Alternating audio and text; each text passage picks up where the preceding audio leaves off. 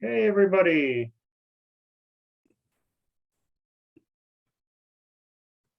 Hello, hello. Hey, Darlene, Peg, Rodrigo, hi, and Ram. So, well, it's after 6 o'clock, so let's start. So my name is Alesh Eisner. I think most people I recognize from the previous seminars. This is the Q&A version or Q&A session. It's the last of the 4 seminars that I'm putting on. And so if you missed the previous ones, please do feel free to go on to the YouTube channel, Canadian Money Talk, and you can listen to or watch the recordings of the previous ones. For this session, I don't really have anything prepared. So I was just going to leave it as as a open session where you can ask questions. You can either text, or if you want to actually ask me directly, you can. I think everybody can unmute themselves if they feel like it. So yeah, this is sort of an open session for you. Rodrigo, I think it was you who joined recently. I don't think you watched any of the previous sessions, have you? no, not at all. This is actually my first time. Okay. Well, I would encourage you to go and take a look on the Canadian Money Talk. But if if you have any questions that you want to ask, or any topics you'd like to discuss, we can certainly do that. This is all for you guys.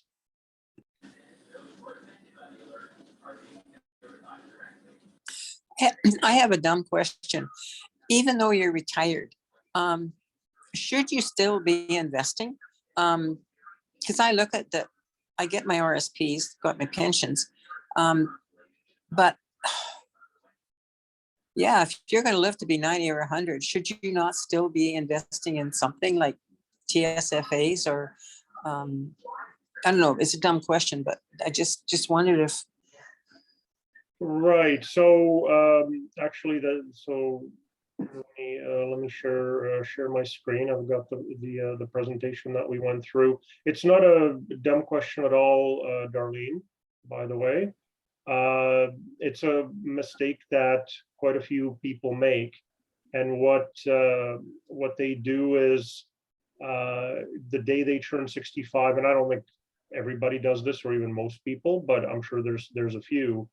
The day they turn 65, everything gets cashed out, and everything is in cash, because now they need their money. And the thing is, they don't.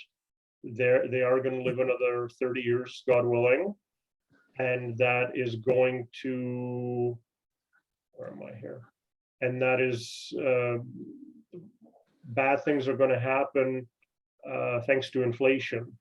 Okay, because if you have everything in cash, then what that will do is it won't return even the rate of inflation, and so you'll end up. No, where's my? Oh, here we are.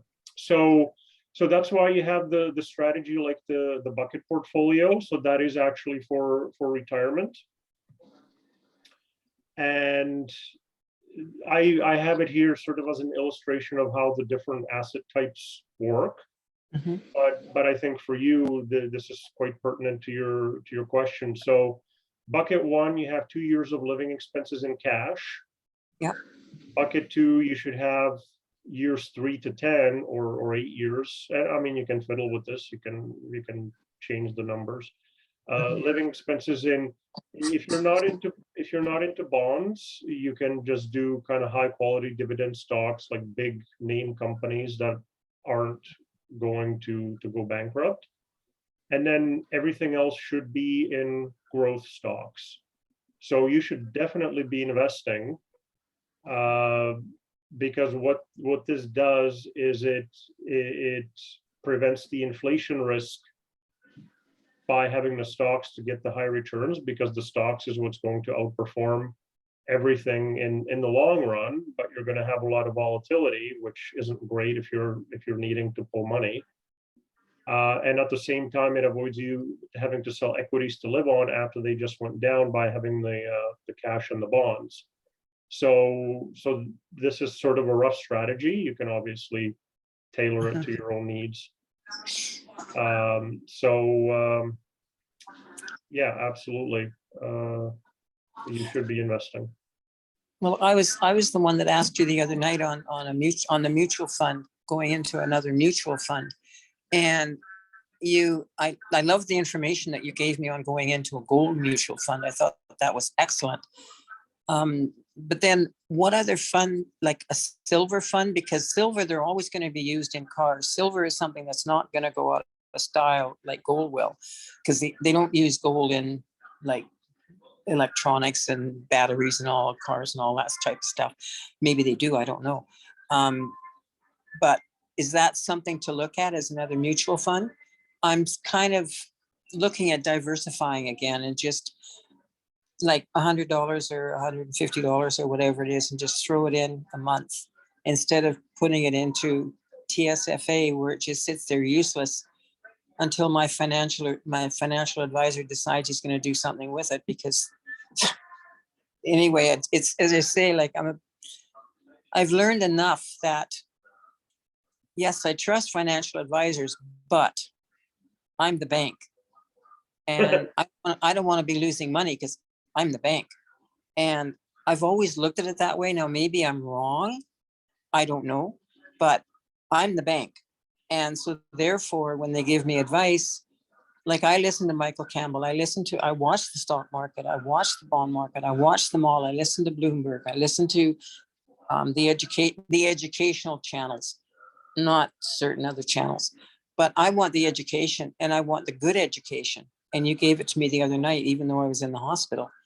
But I go, okay, now I need to, now that I'm semi-retired or retired, the money is RSP stock, TSFAs. Yes, you can do whatever. But I'm on a minimum limited income. So I take a portion and say, I'm going to invest, even though it's a portion. I can eat cat food. I don't have to have you don't have to have the steak. I'm kidding. But I'm I'm a saver. I mean, I'm a saver. I've got my bank over here that has my loons and tunes in it until they disappeared, thanks to Trudeau Senior, and thanks to whoever it did in the 1970s, Nixon, I think it was, when they went off the gold standard and went into whatever it is. But I'm a saver. I mean, I used to throw away my pennies into the bank, not on the street. I picked them up on the street. I still do. But now I'm picking up quarters and loons. I can't believe that people throw those away. So I don't think I'll ever change until the day I go 6 feet under. And when I get to heaven, I'll still be saving. Okay. So Darlene, hold on. There's a lot to unpack there. So I think your original question is about getting into gold or silver, and it sounded like you prefer silver. Okay, so a couple of things. First of all, it's a tax-free savings account, TFSA. Yes. I think you switched two of the letters and so if you want to be in gold or silver, that's up to you. Some people love it. Some people don't do it. You're right that silver is used in industrial processes, and it's used up, while gold, with the exception of some high-end electronics, the contacts, Yes. is really just used for jewelry and then for investment. So silver might be a good one. I have no idea whether silver is high or low right now. So that's, you'll have to do research on that yourself. Which I am. Okay, perfect. So the other thing is, it sounds like you're mixing and matching, investing by yourself, and then also having a financial advisor. So that's okay, as long as your financial advisor knows about the other stuff that you have. So they're not selecting a strategy for you without taking all of your assets into account. That would be my suggestion. Mhm. It sounds like you're interested in this enough to kind of go ahead and do it yourself. So you might want to do that, especially if you're not happy with your financial advisor. Well, I am, but I'm cautious. I'm cautious. I was burned almost burned badly by one financial advisor. And Okay. I'm very cautious. I'm just cautious. Well, As I say, but so there should be investments in your TFSA, there is. which are growing, right? Like it should not be an actual savings account, so it should be doing something for you. Oh, it's growing because I make sure that these stocks and bonds and stuff that's in there is growing, because I've put certain ones in there that I know will grow, and it's diversified. Okay, all right, so that sounds good. So now I'm still looking at, okay, that's one thing, but now I'm looking at something else and saying, okay, can I put my $50 somewhere else that it's not sitting in a jar? Yeah, well, if you have, Maybe that's the wrong thing. Maybe that's the wrong thinking. no, I mean, you should have an emergency fund of cash. If you have guaranteed income from old age security, CPP, whatever it is that you said you're semi-retired and that you're on pension, right? Or are you fully retired? I'm fully retired because Fully retired. I'm too old to really be going back to work, but I still want to save because I don't want to live to be 90, but I don't want to run out of money either. Yeah, yeah. But my point is that if your pension that you know for sure that you're getting is enough for you to live on, then 3 to 6 months worth of cash might be sufficient. Mhm.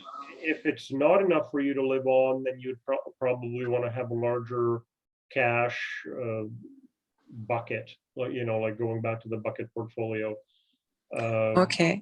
So that Okay. you sort of have to right size that for yourself, Mhm. because if the market tanks, and I mean, we've seen a year and a half ago, we saw about a 30% pullback. You don't want to be selling at that point in order to live on something. So Yes. so if you cannot live on your pension alone, then you should probably have 2 years worth of cash that you could avoid pulling out something that's gone down a lot. Does that Okay. Okay. That makes a lot of sense. And okay? I am comfortable in my positioning, but I just want to do a little more positioning. I Okay. want to say, you know what, I look at preventive medicine.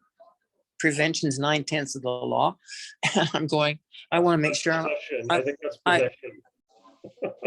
well, I look at it as well, that's possession of the money too.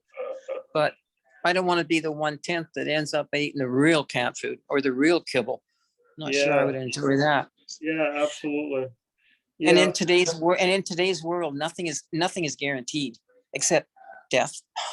That's a guarantee. But then they take your taxes anyway. So I'm going to make sure that's all given away before I get there. yeah, yeah, or yeah, everything should go to charity. Exactly. So as far as the silver, I'm sure you can just Google silver mutual fund or silver exchange Okay. traded fund, and you'll get Yeah. 10 of them. Yeah. You gave me a name the other night, and you know what? I don't think I brought that. It was something exchange from. Is it silver exchange fund? So exchange traded funds are Or exchange traded funds. yeah, Okay. but those are for everything. Those aren't just for silver. Those could be American stocks, anything. That's kind of a class. Mm-hmm. So yeah, Google silver exchange traded fund or silver ETF, and Okay. you'll get a dozen of them. Okay. Thank you. Do that. Appreciate that. I'll let someone else talk now. All right.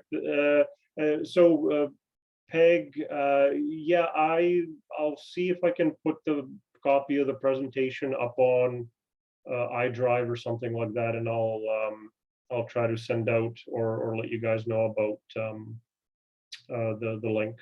So yeah, I can get the copy of the document. So yeah, no problem. Okay, good. Darlene had good question. Any or who? Oh, here we go. What's the difference between a normal ETF and a Canadian hedged ETF? So that's question one. So Canadian hedged ETF, what that means is if you have an ETF that's trading on the Toronto Stock Exchange, you buy it with Canadian dollars. And let's say that ETF is investing abroad, let's say just US for simplicity's sake. They use your Canadian dollars to buy US assets. So now your assets are in Canadian dollars. If the US dollar gets stronger, you're benefiting, because if you were to sell at that point, they would sell the US assets, they would convert the US dollars back to Canadian, but the difference would be the difference in the movement of the exchange would benefit you in that case. So the hedging, what that basically does is it takes the exchange rate out of the equation. They use, I believe they use options or futures, I can't recall, in order to basically take that variable out. You still have all sorts of other things moving your assets, but the currency conversion is now off the table. It's neither better nor worse than a non-hedged ETF. It just means another variable has been taken out of the equation. If the US dollar in my example got stronger, you would benefit. So in that case, you know, hedging would work against you. If the US dollar got weaker compared to the Canadian, you would lose out. So in that case, hedging would benefit you. But of course, you don't know what the movement's going to be at the time that you're buying it. So it's a toss of a coin whether you want to go hedged or not hedged. The hedged have a slightly higher management expense ratio, slightly higher MER, but not significant. Okay, number two question was, when buying stocks or ETF, in what account, TFSA, RSP, individual margin, is it advised to hold US, Canada stocks and ETFs? Okay, that's a bit of a question. So,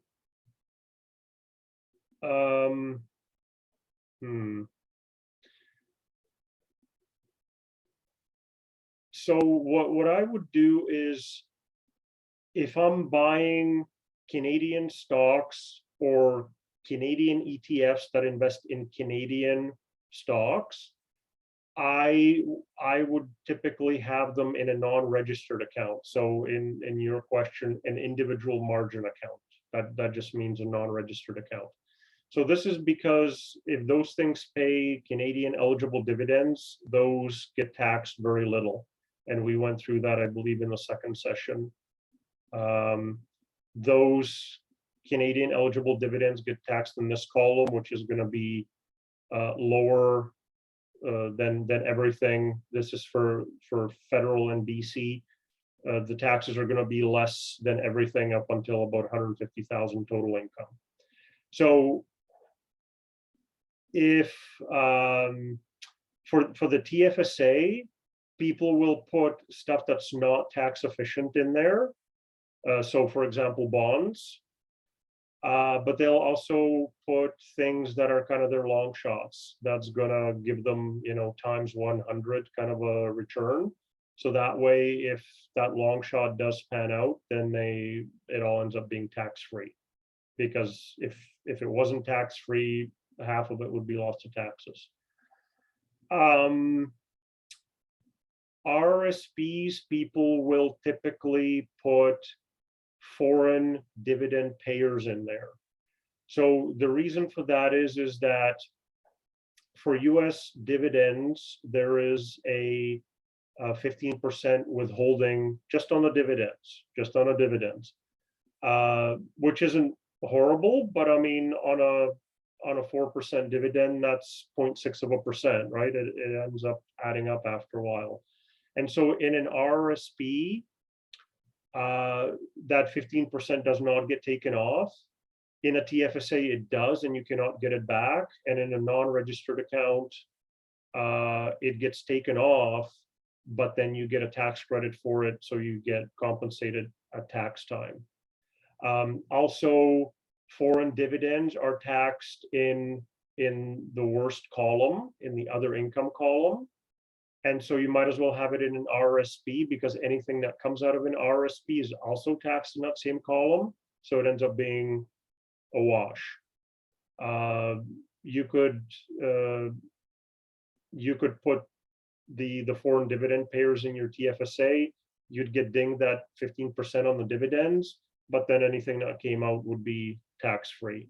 So I max out my RRSPs and TFSAs, and then the rest of it ends up being in a non-registered account. And so that's kind of how I play it, is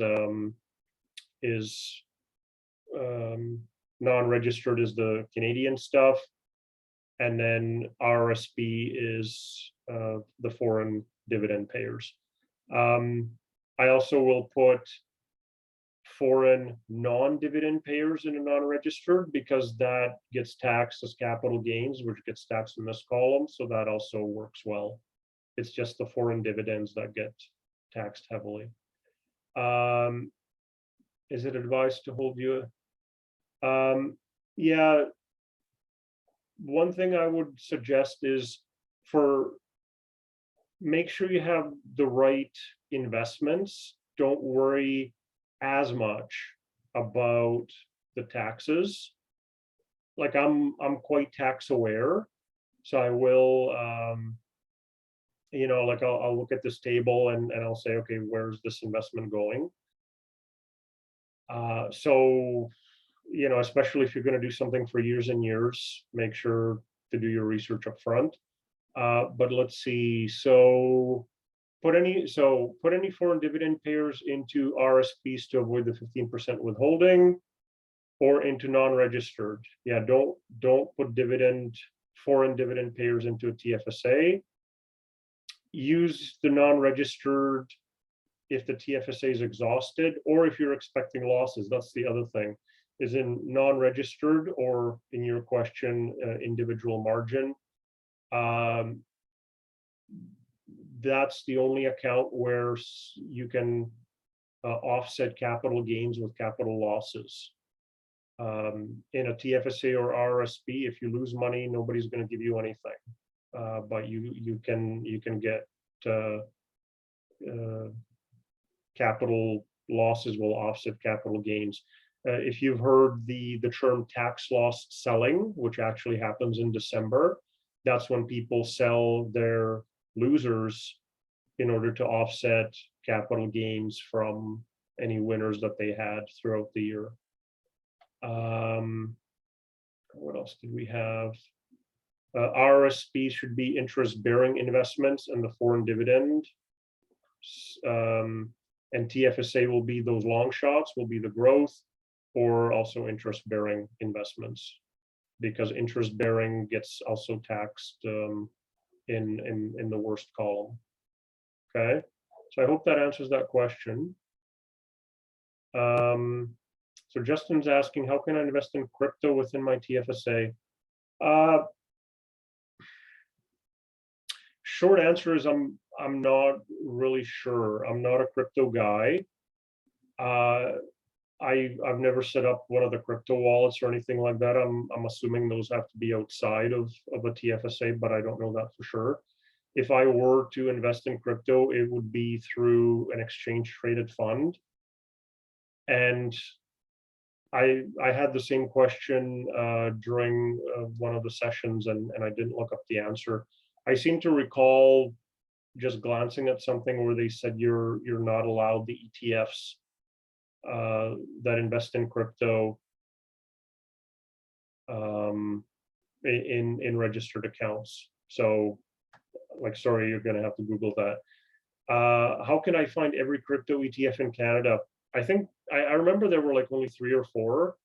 US came out with one just recently. Canada was actually the first one, so yay Canada. I would just Google it, like crypto ETF, and I'm sure you'd get a list. So yeah, that would be my suggestion. Since we're on crypto, and I'm just going to give you my opinion, and it is an opinion, right? Everybody has their own view of the world. My difficulty with crypto is and actually with gold, to go back to Darlene, is that there's no utility, there's no intrinsic value in either of them. Like real estate, you can build on, grow food on, live on, that kind of thing. Companies and stocks have assets, they have future cash flows, they pay dividends, whatever it is, and that's what's used to value them. Crypto and gold, they don't really have any underlying value. Like gold, other than having 5,000 years worth of history and not not being reactive, meaning it stays shiny, it doesn't really do anything. Like silver, at least like we talked about, is used for practical stuff. So yeah, that's why I'm not a crypto or a gold guy. But then again, there's financial advisors who say 5% of your portfolio should always be in gold, because it is a diversification. They just work differently than the stock market, and then bonds as well. So it is a diversification, but they're not a safety thing, because they're quite volatile. Crypto especially, like you'll get these huge swings. There's nothing to kind of peg the price to, and so that's why you get the volatility. But that's just my opinion. Yeah. So there you go. My 2 cents worth, but I wouldn't take it to heart. If you like crypto and you made money at it, you go right ahead. Just make sure you take some money off the table periodically. Yeah. So any other questions? I've got a couple of topics I can just sort of start talking about, but if you guys have specific questions, whether in general or related to the presentation. My main goal with the presentation was to, and it looks like there's some advanced people here, so I'm sure you got a couple of nuggets, but I'm sure most of it was sort of lost on you, or not lost on you. It was sort of redundant for you. What has been the rate of return over the past 10 years on some of the 5-star mutual funds? The indexes in general will get you. Okay, and then Justin has a question. So even indexes in general will get you kind of 8, 9, 10%, depending which asset or which index you're putting your money into. So the mutual funds should sort of be doing the same thing. Does this one have statistics? No.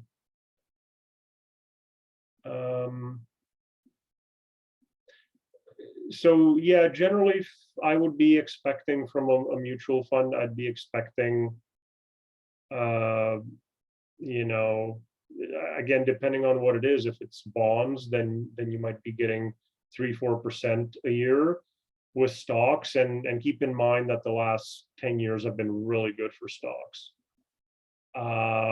You should be getting 10, 11, 12%. If you get kind of into the low double digits, you're probably good.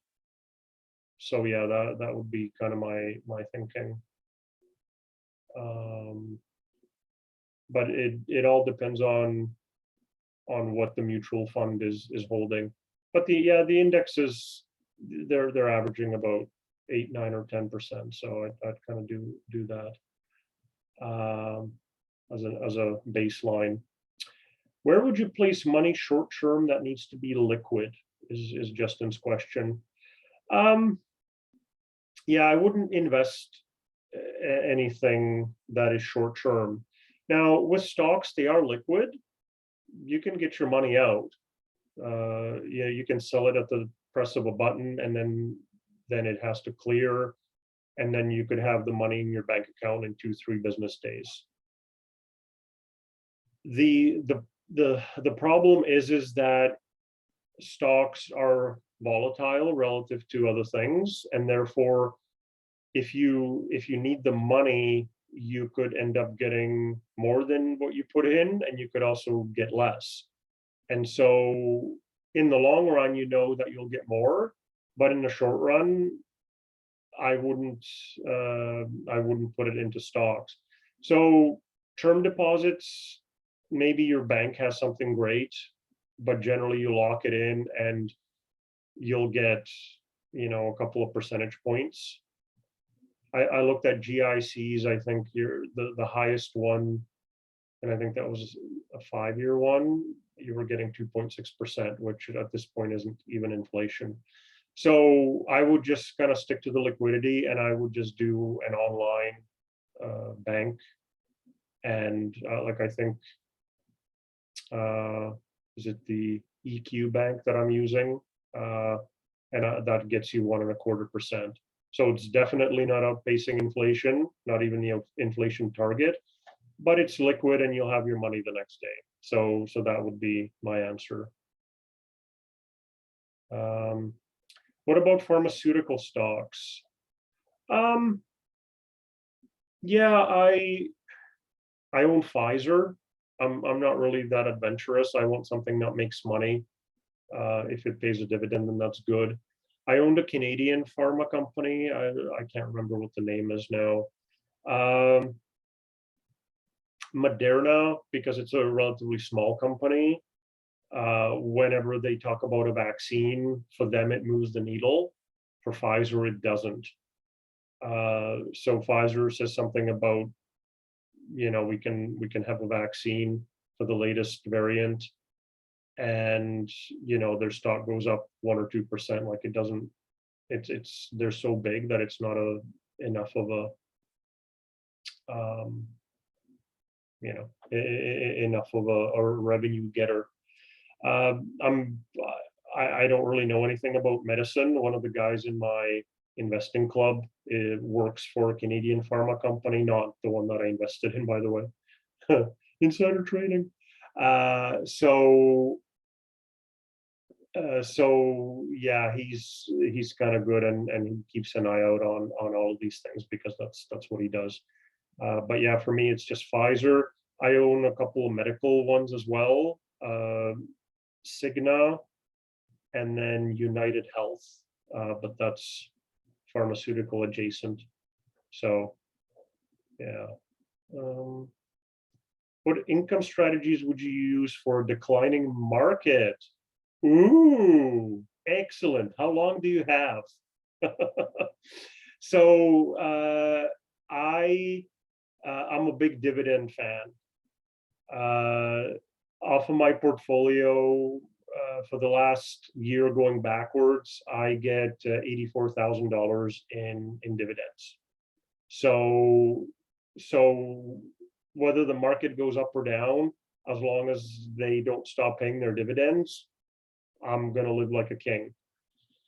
Some of those get reinvested. Some of those dividends, like I don't actually spend all of that money.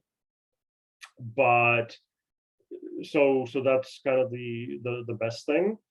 I also do a wheel strategy. So I use options. I will sell puts and I will sell calls. So real quick review. Stock price is here. I sell a put promising to buy a stock down here. I get a premium. Annualized, it'll be 20-30%. So it's quite hefty for the amount of money that's at risk. If the stock goes up, this expires worthless, nothing happens. If the stock goes down, if it goes to or below, then they'll say, okay, here's the stock, pay me this, even though the value was down here.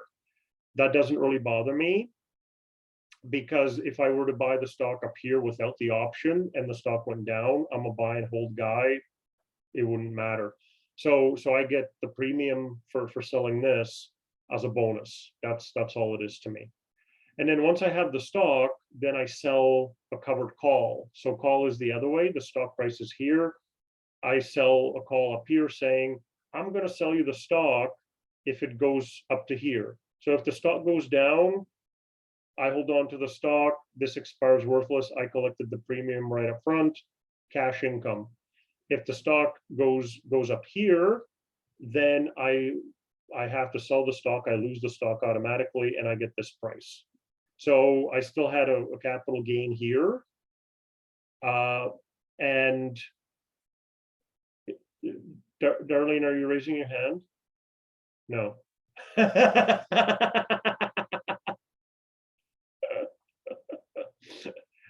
Yeah, this isn't class. So I basically get a fairly nice annualized percentage return on the amount of money that we're talking about for both of these levels. And so it's a nice, that's called the wheel strategy. I get the stock. Sorry, I sell the puts until I get the stock. So once I sold puts multiple times, collecting the premium each time, and never got the stock. Once I get the stock, now I have, obviously I have to shell out for the stock, and then I start selling calls, and I keep selling them until I lose the stock. So I use that as an income strategy. It's a sort of a philosophical discussion. Let me just say a couple of words about that. Some people don't like or don't go out of their way to get dividend payers. And it's true, by the way, dividends aren't free money. If you have a $10 stock that declares a $1 dividend, you now have a $9 stock and $1 in cash. So it's not free money. If there wasn't other movement in the stock, you would actually see the stock price decrease by the amount of the dividend paid out. But it's to me, it's a nice way of just having constant cash flow. Then I supplement it with the option strategy that I just described, and it's all good. The alternative strategy is you sell the actual stock. You don't sell your whole position. You sell just enough to get some money coming in, and the tax treatment is roughly the same depending on how much money you're making. I showed you guys the tax table, right? Capital gains versus Canadian eligible dividends, and so it you can do that as well. But here's the thing. In North America, the corporate culture is the company will do almost anything to avoid cutting the dividend, because that means their stock price is going to take a hit. So they're going to keep paying that dividend as long as humanly possible. But if you just have a growth stock that's not paying a dividend and it goes down, and in a downturn everything goes down, and you still need that cash flow to pay for groceries, that then becomes a problem, because now you have to sell something that went down. You don't have to sell much of it. I mean, you have to sell more of it than you did before it went down, but you still have to sell it when it went down. And so I sort of avoid having to sell anything with the dividend payers.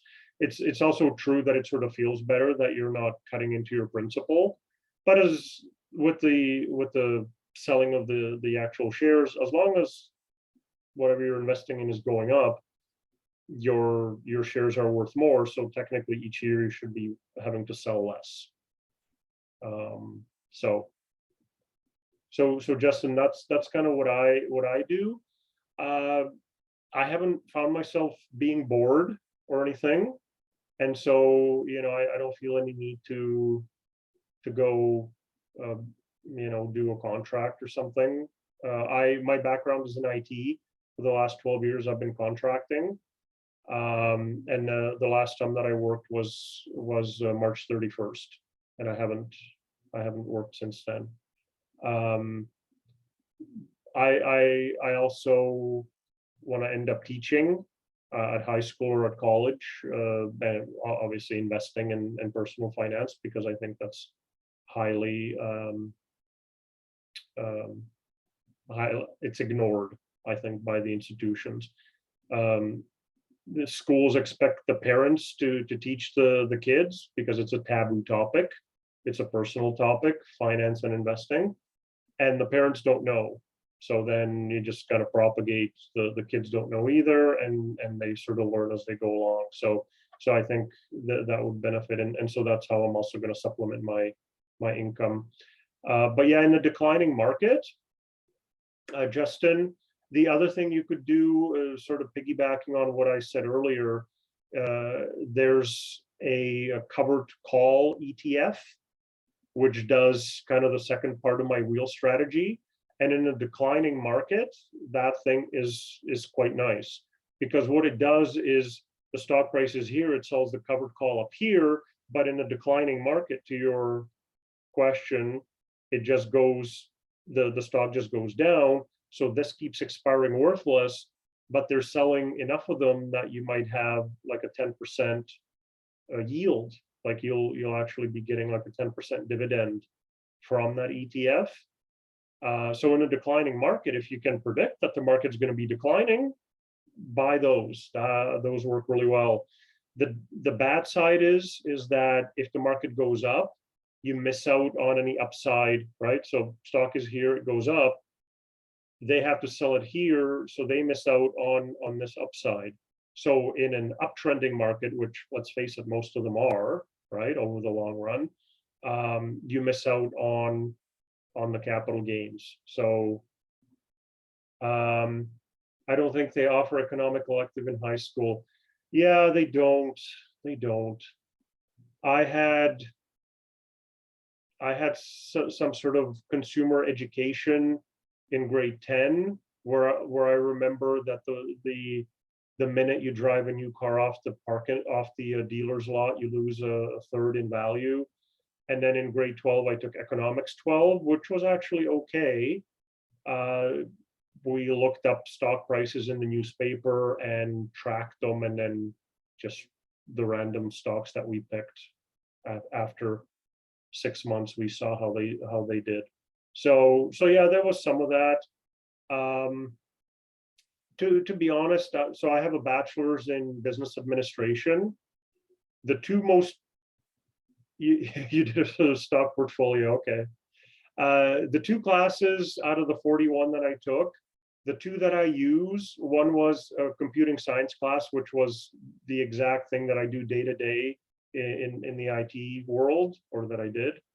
And then the other one was macroeconomics, where they talked about where they talked about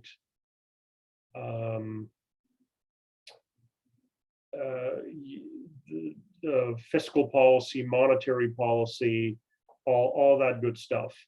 And I mean, that was so useful to have that background. But yeah, the rest of the courses I have a less stellar opinion on. Do I invest anything outside the stock market? So yes, Justin, I do. So I talked last session about private equity, which is a great diversification. It also, so private equity, for those that didn't attend the last session, is you have small companies that need money to do whatever it is that they want, whether it is to grow, but more likely it's they want to buy a car wash, they want to buy an apartment building, they want to do something. And so they go out into the private market, and through a salesperson who gets 6 to 8% commission, they come to people like me, and before COVID, there used to be these wonderful dinners, which I enjoyed very much. And you get to hang around at these dinners with like-minded people, usually rich people, and mature people. I was usually the youngest. And yeah, they want minimum is $5,000, usually $10,000 these days. Your money gets locked up 3 to 5 years, depending on the investment. You might be able to get it out, but there's penalties or there's limits per quarter how much they'll pay back, and so on. And you get a slice in that car wash or that apartment building or whatever. And because they're not very liquid, you don't get the price movements. And if you pick the right ones, and of course I target ones that give me cash flow, you'll get something every month or every quarter. You'll get a check, or in the case of one that is very regular, it's a Centurion REIT is the name of that investment. I just get $200 on the 15th of every month in my checking account, and yeah, so that one's great. The others not so much, and I've had one go really bad. They're usually reserved for accredited or eligible investors, where accredited means, depending on the province that you're in, it could mean you have $1 million in assets, and or you have $200,000 in income every year, and that kind of thing. And eligible is usually a lower ranking, so let's say 500,000 in assets and 100,000 in income. So that means you're more of a sophisticated investor. And yeah, I basically can consider the money gone for those 3 to 5 years. And so after they build the self-storage unit, they build the car wash, they run the car wash, they fix up the apartment building and stabilize it, it'll go up in price. Yeah, so the exit strategy, commercial buildings, by the way, their price is based entirely on their income. It's not like residential buildings where it's a nice area. It's a business. How much money is it bringing in every month? And so there's something called a capitalization ratio. Usually, depending on the business, it's 5 to 8%. So if they sell it to you when it's earning, I'm making this up, $10,000 a year, a month, and the cap ratio is 5%, then, well, let me, okay, I can't do the math. Then if they're able to increase that income to 15,000, then the cap ratio is now going to be 7.5. They don't want to sell it at 7.5. They'll sell it at 5, but they'll sell it for a higher price.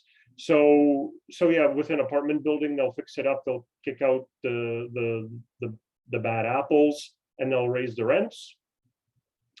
For something like if they're building the self-storage facility, they will put they'll put people in there, obviously, with their stuff, and then at some point somebody will offer them money for it, and they get out, they give me my money back, and they'll give me any profits, and there's usually 40 to 70% profit sharing, depending on the investment and the company. So that's the exit strategy. They usually sell whatever asset you're talking about. So that's one thing outside the stock market that I do. The other thing is real estate. I did real estate in two ways. One, I started buying US rental properties back when they had their crash. So I bought the first one 2009, 2010, and then I bought one every year. Two in Phoenix, which I had sold the last 2 years, and then I still have two in Vegas.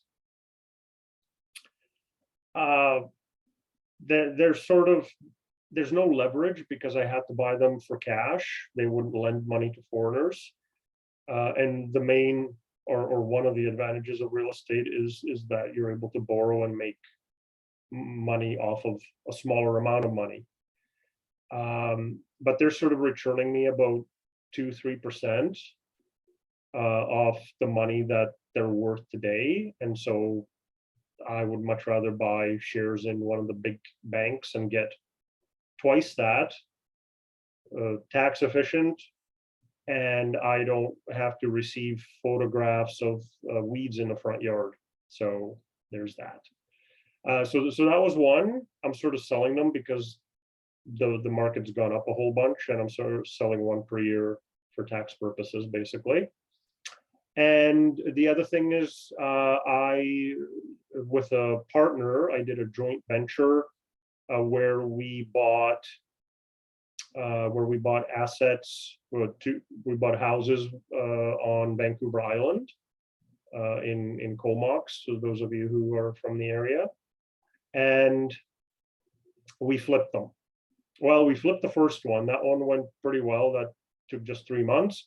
And so my partner found the property through a friend realtor of his, put some lipstick on the pig, took the moss off the roof, a little paint, took out a wall, moved a staircase, and then we pumped up the price and sold it. It took 3 months. Other than being over budget, it went quite well, and we split the money. So we split 30 grand, my partner and I. I was there for the good credit rating, for the down payment, and for the money for the fix-ups. So that was my part in the joint venture. My partner did supervise the work, did some of it, and found the property. So that one went well. The funny thing is, the realtor, he was the seller's agent when we bought the property. He was our buyer's agent, and then he was our seller's agent again. He made way more money and had absolutely no capital at risk. So kind of a funny turn of events. The second one, we got a little bit braver, and downtown Comox, which Comox I think has like 5,000 inhabitants. So if you didn't tell me it was downtown, I wouldn't know. We bought an 8,000 square foot property, which we were going to subdivide. The house was going to stay on one. We were going to fix that up, sell that separately, sell the empty property. There was going to be an ocean view. It was going to be great, super easy. Town of Comox says that they will subdivide your property in 9 months. It took 2 years. We had 3 sets of renters, and then once we were working on the property, you couldn't have renters in there anymore. My partner poorly estimated the efforts for the renovations. He said 40,000 and 50,000, and we stopped counting when we got to 120. Now, he was a fair man, so he said he was going to foot the bill for anything over from a certain point. And he ran out of money. He's like, can you just keep paying it, because I don't have any more money. So he sort of basically ended up with 0 at the end, because he was footing this bill. I made some money, but for 2 years and so much capital, and then the market started softening, and then to get an ocean view, you have to have a hill. And so we had 2 properties like this. This one had trouble selling because they didn't know what they were going to put on the empty property. And then somebody just the next property down started advertising it for sale, saying, you can build an apartment building here. And so everybody started freaking out because their ocean view was now going to be gone. Now, the city wouldn't actually let an apartment building be built there, but you never know. So point is, that was sort of more trouble than it was worth to me, because I ended up, after 2 years, ended up making like 50K or something, and I'm just like, okay, I'm never doing that again. Everything that could have gone wrong with that second one did. It was 1970s building, and shockingly, they found asbestos. So yeah. So those are kind of my 2 things outside of the stock market. Yeah, the options, I guess you could say those are outside the stock market, but not really. Nothing else. Oh, I put a down payment on art. A friend of mine is an artist, so she's gonna make me a nice painting. So, which I understand, appreciate. Okay. What's my opinion on forex and exotic markets? Do you recommend these to your students or other individuals? If so, what do you base it on? Experience, risk tolerance. So I'm not into foreign exchange.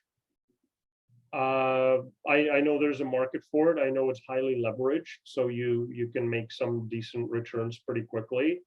I don't really know enough about it. Obviously, I know currencies fluctuate. I've never looked into it, or futures market for that matter. Options has sort of been my project for the last year and something. And frankly, the more I learn, the more I know the more I realize I don't know anything.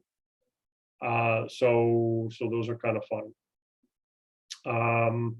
Exotic markets, so you mean emerging markets? Yeah, okay. So yeah, I actually invest heavily in emerging markets. I have significant positions, and China probably isn't emerging anymore, but I have Baidu, Alibaba, and Tencent, which haven't been doing quite as well as one would hope, but I'm hoping that I'm going to be buying them on the cheap, and then the government's going to leave them alone. But I think emerging markets like Vietnam and Malaysia, that kind of thing, I think that's where all the growth is going to be, because, and this is my investing thesis actually, because you have young people, much younger generation, you have growing population, which you don't really have in the developed countries anymore, except through immigration. And there's a lot of poor people. And that's an opportunity, because those people are going to, and they are already being pulled out of poverty. They're moving off the farms into the cities, and they're going to want to, wear Nikes, drink a Coke, play on an iPad, and drive a BMW. So I think that's where the growth is going to be. I've been pumping money into it for the last 10 years, and the growth really hasn't shown up. Each year, the experts say that it'll be this year that the emerging markets are going to outperform the US, and that doesn't seem to be happening. Then again, you could put money into US multinationals, and you're still sort of covering emerging markets. So do you recommend these to your students or other individuals? So like at this point, I'm just kind of doing these sessions for free and for fun. I am getting licensed. It'll start, fingers crossed, in January for mutual funds in British Columbia only. So I will take probably just my friends, and I'll take a look at their portfolios. But it's mostly so I can teach. So I don't really have any clients at this point. I'm happy to talk with you one-on-one from an educational mentoring point of view. I've had quite a few requests for that, so I ended up just something to pay for my time. So I do end up charging a little bit, just because I'm busy enough as it is, and it would take up quite a bit of time. If so, what do you base it on? Experience, risk tolerance. So my risk tolerance is quite high, and so if I believe something is correct, and at least for 10 years I've been putting money into emerging market through ETFs and through mutual funds on a monthly basis, and I still believe the thesis is correct, and so that stuff tends to be quite volatile, and it just doesn't matter to me. So I'm quite good with it. Experience, no, I mean, if you want to make money, you have to put money into stuff when it's low. you can't, like, yes, I am putting stuff into the US, money into the US, but that's not going to make me a huge amount of money because the market is at all-time highs. You need to be putting stuff into, be putting money into stuff when it's low, when everybody else is selling. So the experience so far has been really to the downside, but I sort of believe that it's the right thing to do. So that's what I'm doing, and I do believe that it'll work out in the end. What city was this deal in? Sorry, we're going back about 10 minutes. I'm talkative. The real estate was in Comox on Vancouver Island. It's kind of 3/4 or halfway up Vancouver Island. There's like an army base or a Air Force base there as well. Yeah, well, Justin's already left. Yeah, no problem. Okay, yeah, so that's sort of what I do. I sort of, and I've talked about this on TikTok, but I don't think I've talked about it on YouTube. So I sort of divide my portfolio into, let's say, two roughly equivalent pieces. One is Canadian dividends payers. So those tend to be mostly individual stocks that pay dividends, and that's what I plan to live on, or that's what I live on. The other half is growth, and like I'm not 50-50, and it's like, oh, this one's 51-49. Okay, I gotta move stuff around. Like, I don't obviously do that, but the growth stuff is the emerging markets, and it's usually through ETFs or mostly through mutual funds, which pay very little dividends. Like, it's all growth, and I just don't need the money at this point, and it just keeps going. And with the mutual funds, I don't really have to take care of it all that much. While with the individual stocks, you sort of have to look after it. It's like, okay, what's happening with you, and take care of it. So yeah, that's sort of how I've divided it. Hi, Thao, I'm probably mispronouncing your name, my apologies. Do you think buying pre-sale properties are a good investment? Yeah, good question. So pre-sale properties, I've never bought one. So this is when the building that you're investing in is just a gleam in some developer's eye, or a whole giant hole in the ground, and you go to the presentation center and you put some money up front. And so all people that I've talked to about this, that had experience with this, is that they are always late. Absolutely always they are late. It never it's never on time. It's also different whether you're planning on living in there versus if it's a rental. I think if it were a rental, it'd be sort of a shame to put a renter into a brand new place, but whatever. You end up paying GST, while if you buy used, you save the GST. The other thing is, if you're buying, they're usually in phases. Let's say 3 buildings, right? The first building, they usually give you a good deal because they need the money to put up the building. And the problem is, you don't know exactly what building 2 and building 3 are going to look like. And if you buy on the wrong side of the building, then the view that you were paying for is obstructed by the new buildings, and they may not tell you, or they don't know, possibly, but you'll get it cheaper. By the time you're buying the 3rd building, they still have the money. They still want money for the profit, but they don't need your money anymore in order to put the building up. And so it ends up being a little bit more expensive.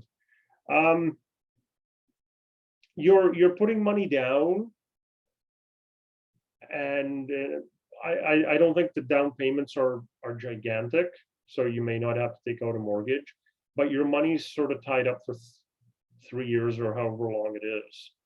So from that perspective, it's not great. Obviously, if it's a great up and coming area, you get in early and you get a great deal, then yeah, it works. But it's sort of hard to tell because you're sort of buying, the expression rabbit in a hat. You don't know exactly what it'll end up looking like. But if you buy something that's even a year old, you know what it looks like, you know what the view is, and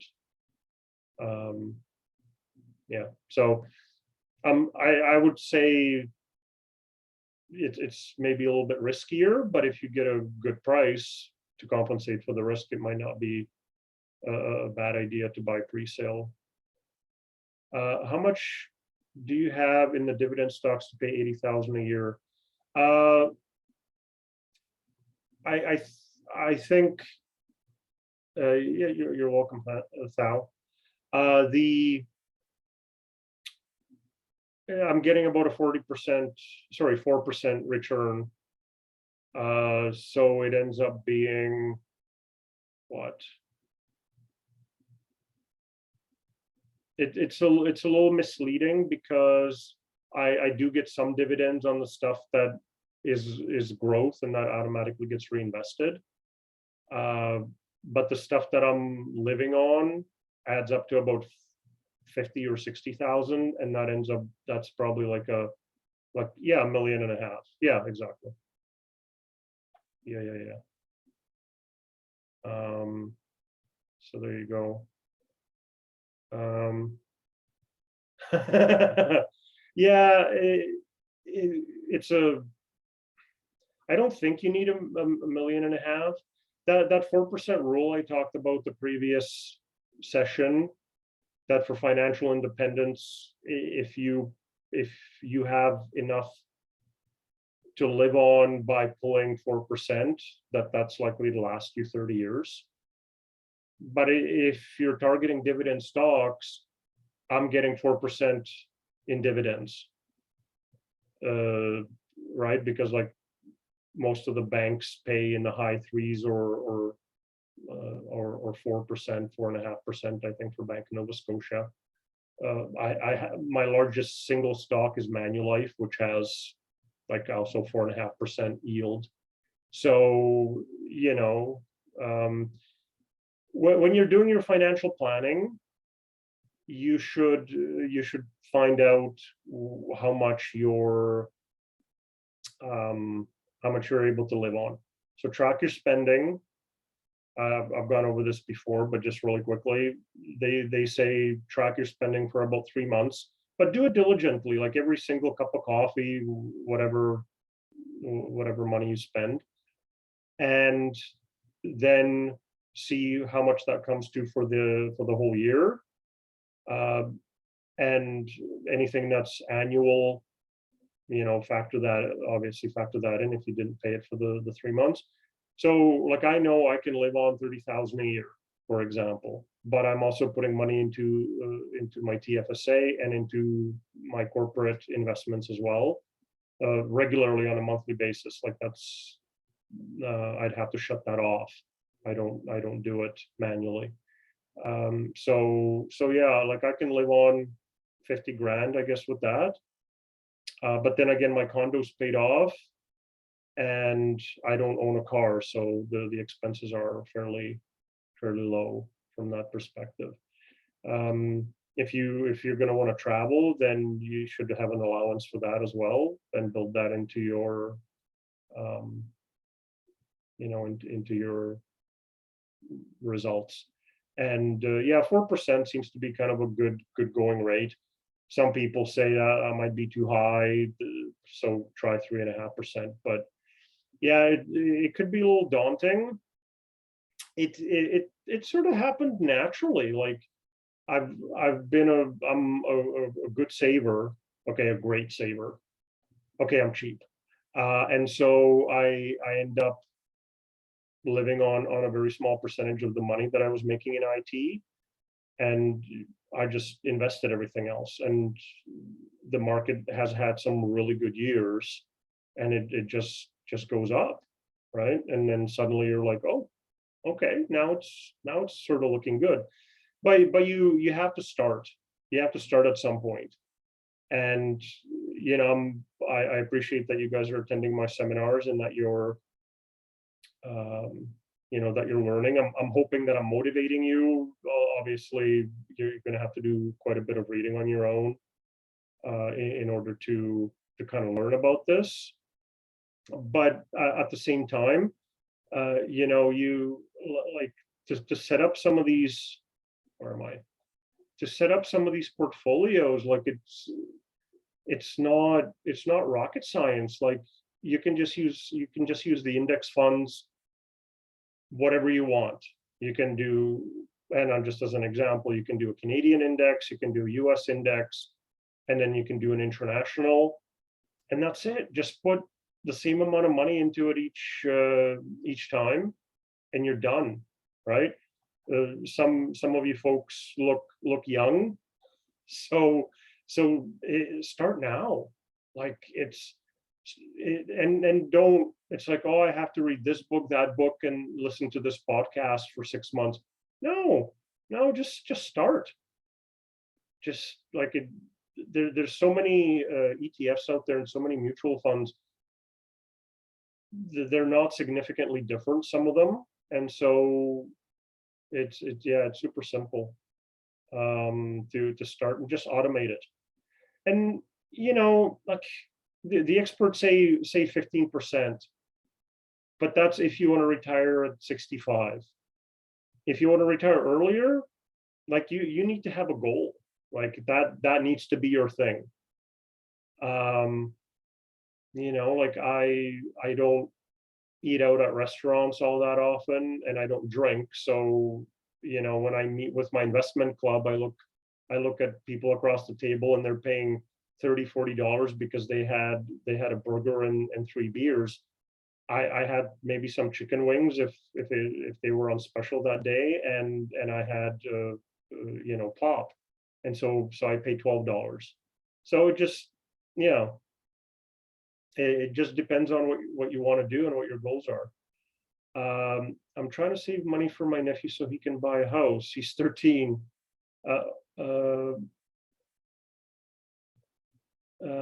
Hoping to have enough money for him by the age of 30. What do you recommend? Just stick to 5-star mutual fund? Yeah, I mean, that's awfully generous that you're helping out your nephew. I would, if I were you, I would not to be suggesting to be selfish, but you're obviously older than your nephew, so like you need to make sure you're good first, because your nephew has more time to do whatever he wants to do. I think the gift of education and teaching people that kind of the same thing that I'm teaching you guys, I think is a good way to go as well. Because if he starts something when he's 18, he's gonna be so good. He's gonna be so no problem to get a house by the age of 30. I bought my primary residence for cash when I was 31. So anyways, so yeah, mutual funds are good.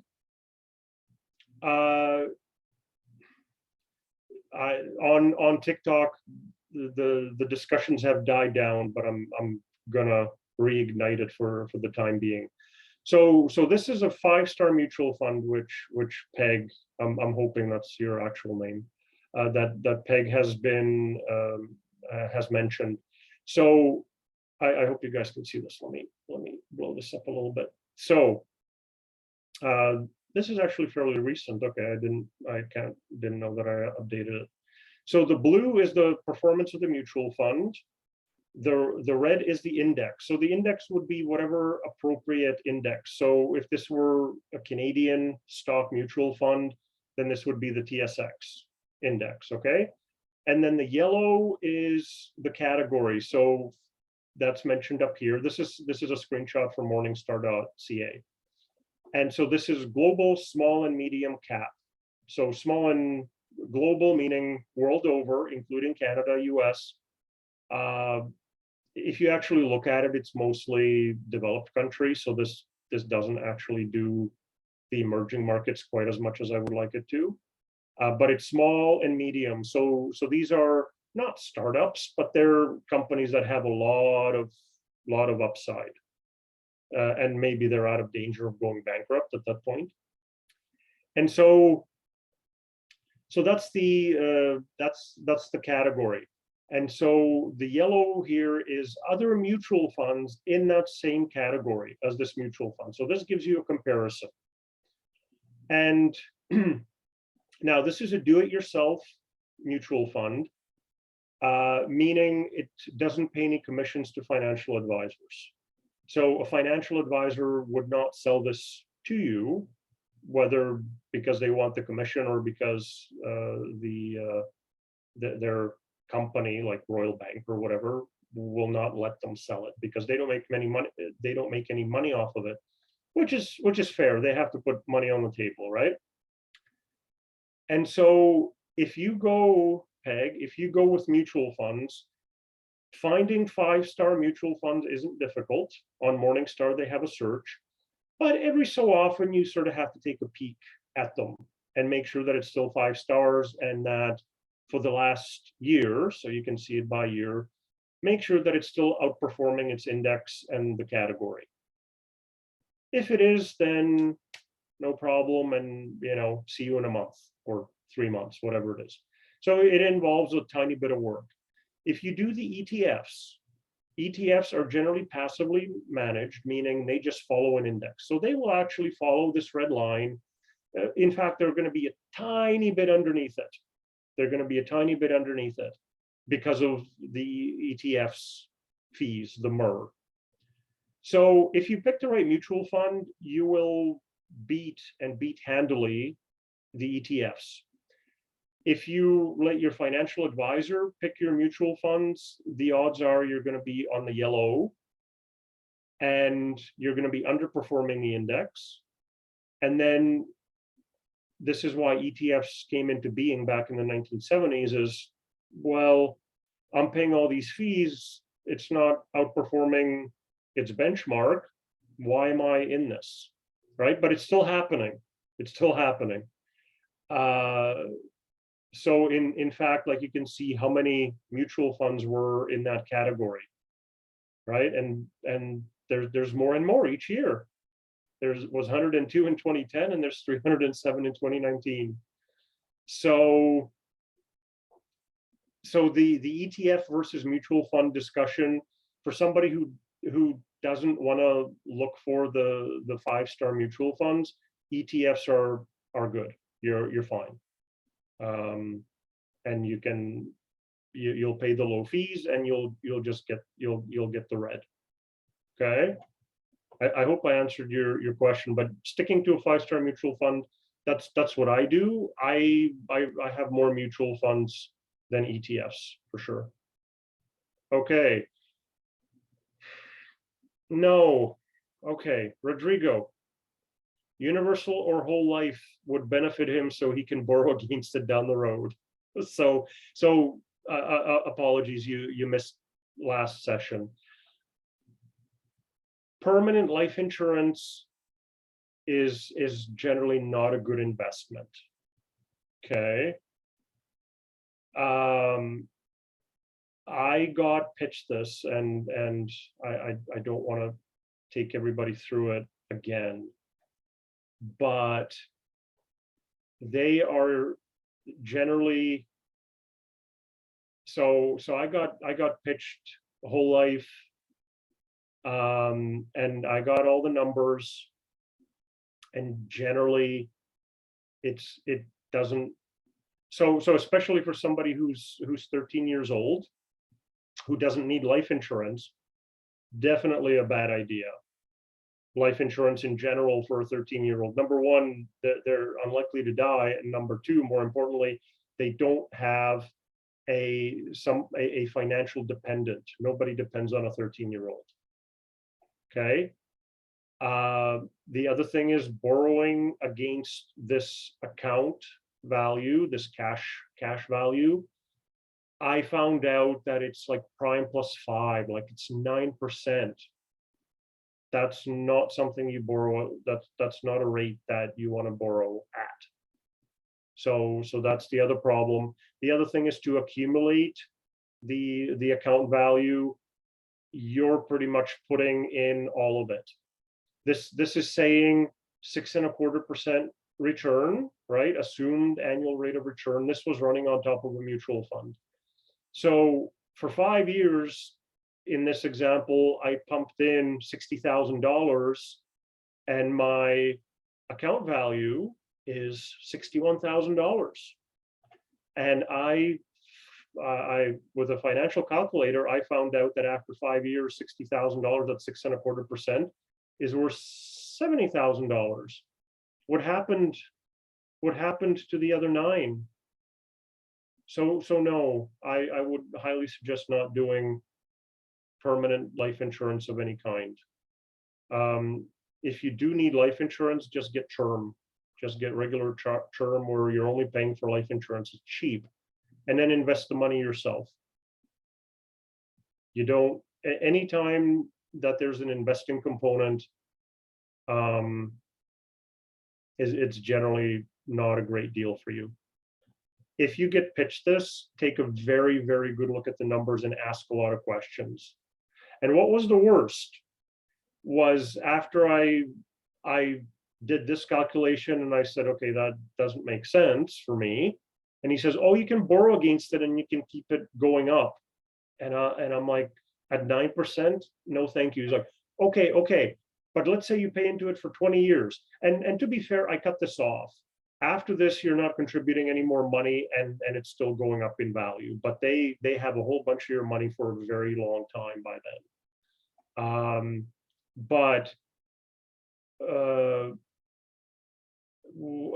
He said, well, what you can do is the cash value of this, you can borrow against it and you can finance your retirement that way once you actually get to 63 after you've been doing it for 20 years. And I talked to my credit union and I phoned Royal Bank on another matter and I asked the lender, do you lend against the cash value of permanent life insurance? And both the credit union, so the credit union says, I've been here for 20 years. I've never lent anybody money against the cash value of a life insurance. And the Royal Bank guy said, none of the big banks do. Now, to be fair, there are, I talked to a friend of mine who sells these things. And he says, we do work with some institutions which will lend against it, but I would be super curious what the interest rate is. And so where this would really scare me is somebody who didn't inform themselves and they were regularly pumping money into this thing.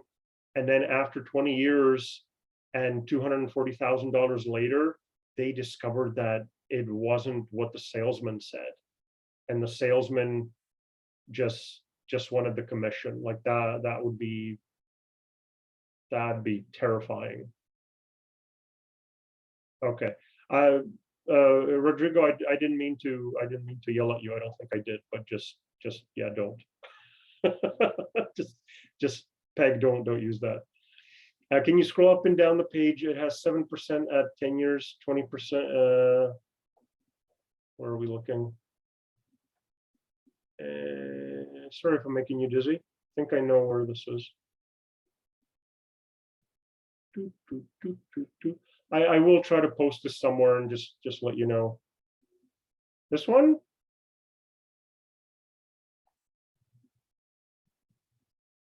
Yeah. So this is just math. This is just compound interest, right? On a calculator or an Excel. What's a little misleading here is that every single financial advisor presentation that I watched, they always had these lovely, nice curves that go up like this, and that's actually not what happens, right? It goes it goes like that. Like in the last 3 days, we lost. Oh, I hope I didn't offend Rodrigo. Like I lost 3.6% since the high of my portfolio that happened about 2 weeks ago. Like in the investments will get you, like I said, average 8, 9, 10% a year, but you'll have a plus 20% year, and then you'll have a minus 10 year. Like it just comes with the territory. If you don't like the volatility, then you need to be in other types of investments. Real estate, if you leave out what's happening or what's been happening in Toronto and in Vancouver for the last 10 plus years, if you leave that out, real estate roughly goes up at the rate of inflation. So let's say 3%, right? And it's, I think because it takes so long to sell, it ends up being not so volatile. But with stocks, you can sell them so quickly that people get afraid, they panic, and or they get greedy on the way up. And so that's why the stocks are moving more like that. So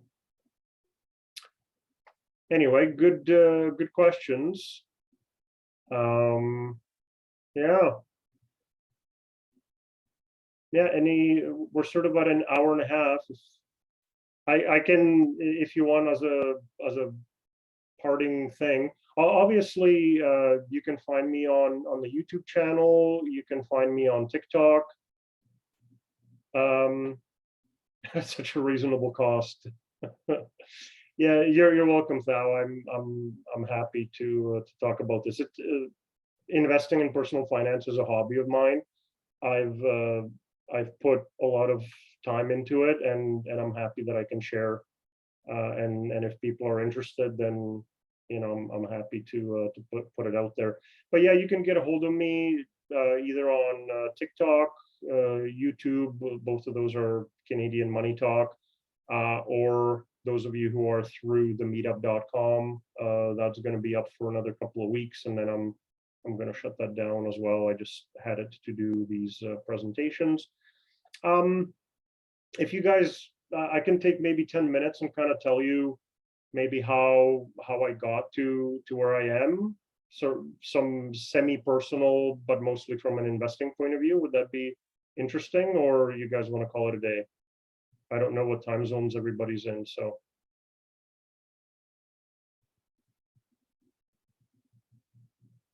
Okay. All right, so, okay. So what I started investing when I was 20, 23, 24. Second job out of university, a financial advisor came to my work. I guess they invited him, and he was there just to drum up business. And for school, I had a scholarship, and I lived at home. And so I had, I want to say 20,000, which back then in the early 90s was a bit of money. And so I signed up with them, and I had the annual meeting with them, and each time he had a different portfolio that he sort of liked, and the monthly payment sort of got converted to that. And I kept investing, but I didn't really know what was happening. Back then, there was something called the deferred sales charge, which was a fairly common thing. Let me find that here. It's illegal everywhere except in British Columbia, and I think it's going to be very soon is going to be illegal here as well. But a deferred sales charge basically doesn't make you pay. So you still. Okay, let's do the search. DSC. Thank you.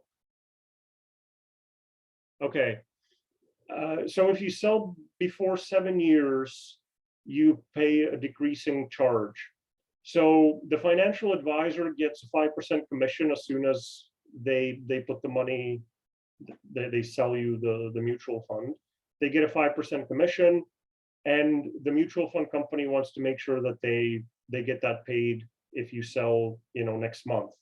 And so the first year, I'm making this up, they'll charge you 6.5%. Next year it'll be 5.5%, and it sort of decreases until after 7 years it's gone.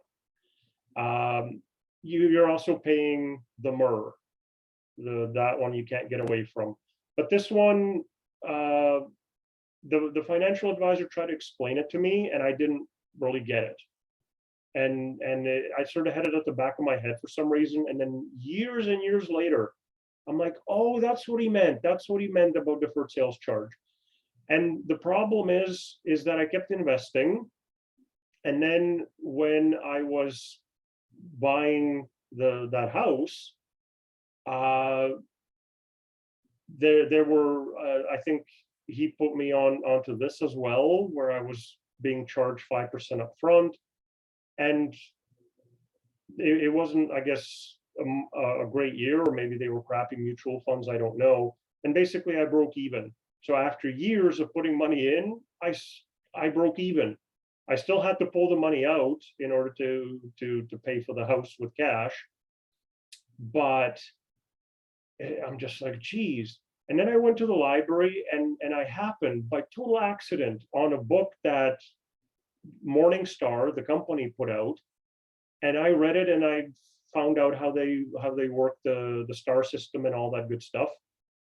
And so I started educating myself, and then I read the Wealthy Barber, and just started consuming this stuff. What was the book? Yeah, it was just Morningstar. I don't know what the title was, but it was like an older book too, and I mean that was years ago. It basically explained how the star system works and how their rating system works. They've added a lot more information about their mutual funds, a whole bunch of about ESG and stuff like that. So yeah, that book is probably painfully out of date. But basically the star system is whatever has 5 stars means that it is performing in the top 10% of its category, risk adjusted, meaning that if it's nice and smooth, it gets bonus points. If it's like this, then it might be a star lower. Okay. 4-star means it's in the top 30% of its category, but it's comparing that mutual fund to other mutual funds in its category. They could all still be underperforming their index. So make sure you look against both the red and the yellow lines. Okay. So I started reading about it, and the Wealthy Barber was sort of a consumable way of learning basic financial and personal finance concepts. So it was good. And so I kept investing in the mutual funds, but then I thought, okay, I'm going to start buying individual stocks, which actually turned out really badly because I didn't know what I was doing. And so some of the guys at the investing club might still argue for the same thing. And so I bought BlackBerry, and it did nothing but go down, and I just held on to it. Now at that point, my net worth, and I was living with my ex in the house. My net worth was approaching $1 million. It was like 900 something, and then we went our separate ways, so my net worth dropped to 700. It's like, ugh. And so, but at that point, I started contracting. So I became incorporated, which for active income, which I was getting from the contracting, is great for taxes. And I started investing inside my corporation. And as a contractor, I was making twice as much money as I was when I was working on salary. No vacation, no medical or anything like that. or dental, but I paid for that out of pocket, and just the income increase was amazing. At that point, I also started buying the houses in the US.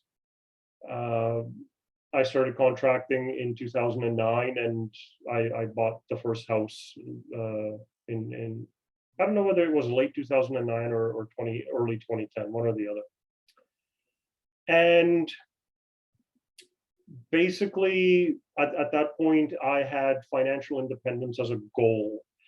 I had financial independence, retire early, because I had a bad job, which actually contributed to the breakup of my relationship as well.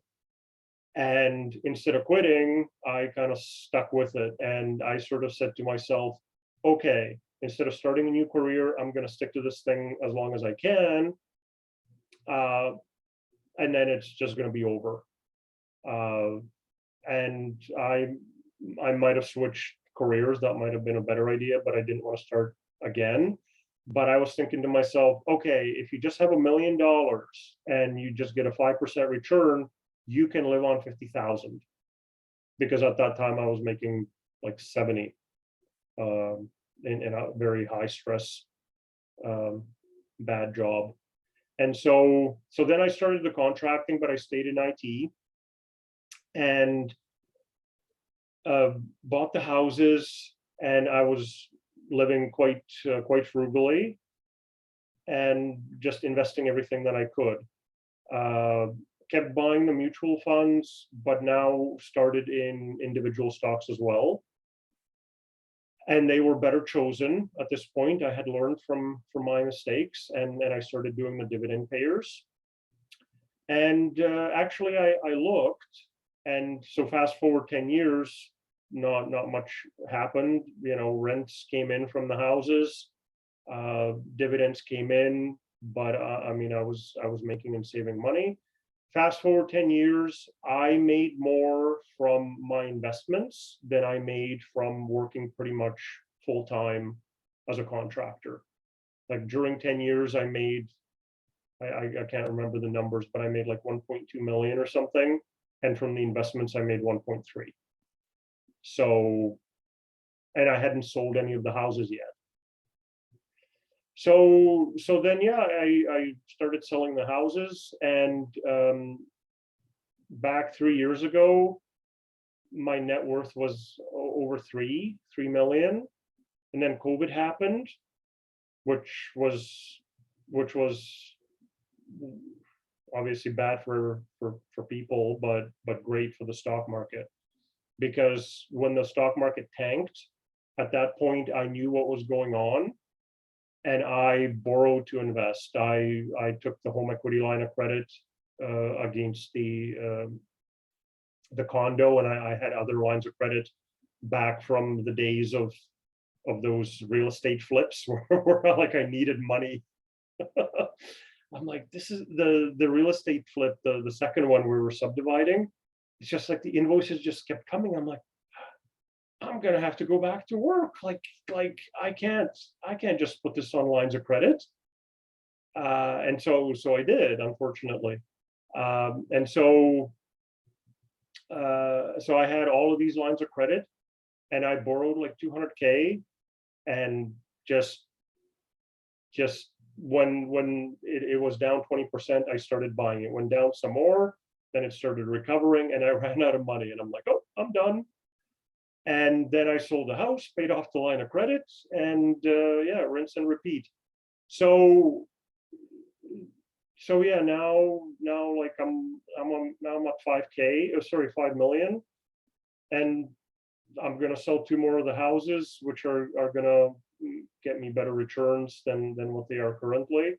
The diversification is gonna go down, however, so keeping that in mind. And last year I learned about options, which if you think you know about stocks, options are going to blow your mind, because they're a completely different animal, and there's statistics, something close to calculus, just wonderful stuff. So if you're ever feeling bored, but be careful, be super careful. You can also lose quite a bit of money with them. So just a heads up. So yeah, I started early. I educated myself, and I took some calculated risks, and I saw crashes as a buying opportunity. I lived through the 2008 crash as well, and just kept putting money in. Just never sold anything. And just that kind of reminds me, and I'll end with this. So in 2008, my father, who lived in the family home after his divorce, and I owned half the home because I was helping with the mortgage, and he decided to sell the home.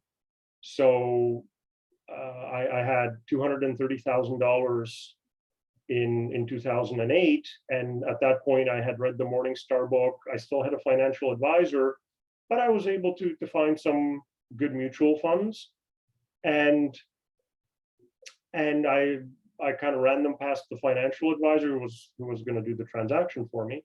He's like, yeah, but you have a lot of mutual funds that seem to have stocks in them, so like you should be a little bit careful. How about you just put in 200 and put 30,000 into term deposits with the credit union that he was with. Well, I don't know whether it was cross-selling or whether he just wanted safety. One way, it doesn't matter.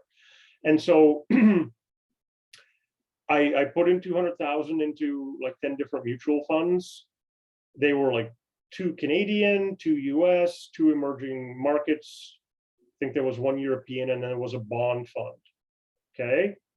Literally 3 months, it kept going up, and I'm like, oh, this is great, because everybody thinks, oh, it's going up, it's just going to keep doing that forever, right? And then whoomp, just didn't touch the sides down on the way down. You know, the saying is the stock market takes the escalator on the way up and the elevator on the way down. And you know, the whole thing with the US real estate hit the fan, and on paper my 200,000 became 130. So that didn't feel real good. But the 5-star funds weren't 5-star funds anymore. So I sold those. I bought better mutual funds, 5-star ones again. The bond fund stayed flat. It didn't do anything. So that one I sold, I took $30,000 that was in that. I put that in, and as I was working and making the money, kept investing that. And a year later, when the first term deposit, it was laddered. I think it was over 3 or 4 years. When the first term deposit came due, took the money, put it in, because it was still climbing. And today, that original 200,000 is now 700,000. So worst timing ever, and it's still returning about 7% a year. Worst timing ever. Like, I could not have timed it worse. But I did the right thing. I didn't panic. I didn't sell at the bottom. I kept the money in the market, and that was one of the secrets to success. Just like we all know what the right thing is. We know that the market's going to go up in the long run, and yet people panic and they sell out the bottom. You know, they're like, I'm a long-term investor. I'm a long-term investor. And then it's like, make the pain go away. Okay, just sell it. Just sell it. Just make it stop. And that's when you're supposed to buy, right? So anyways, that's my story. I hope this was helpful.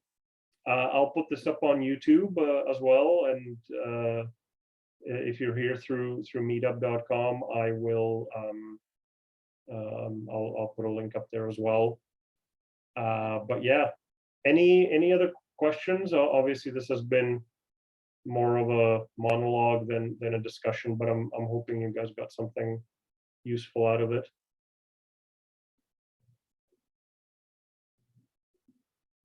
Everybody's good? Any quick typing? Oh, you're most welcome. Yeah, I hope that it helped. We're all sort of on different knowledge levels, so I'm hoping I was able to give something to everybody. Yeah. All right. Well, great. Thanks for coming, and yeah, I will put this up on the YouTube channel. Have a lovely evening.